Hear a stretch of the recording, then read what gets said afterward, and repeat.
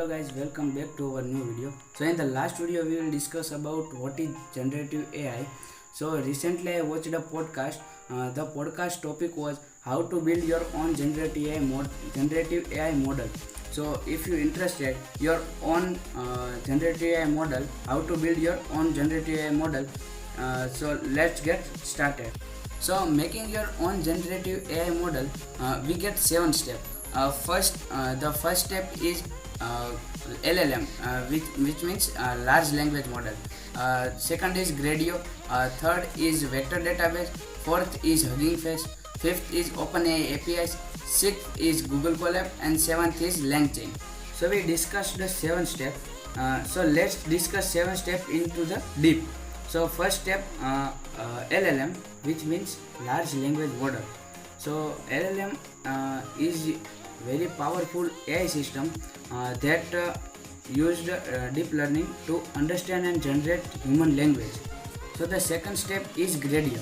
Gradio is very friendly interface tool which allows to create and share interactive AI apps without coding knowledge. So the third one is vector database. So the vector database is a type of database that manage high dimensional unstructured data like a pro and find similar vector in snap and scale without limits. So the fourth step is Hugging Face.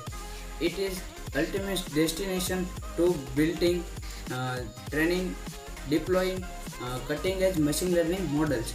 The fifth is OpenAI APIs. So the OpenAI APIs is allows to developer integrate the data and generate natural languages. So the sixth is Google Colab. So the Google Colab is a very easy to use and a very powerful platform where the developer write a code without hardware limits. And the seventh is LangChain. So we using LangChain, we create chatbot, question answer, then text, etc.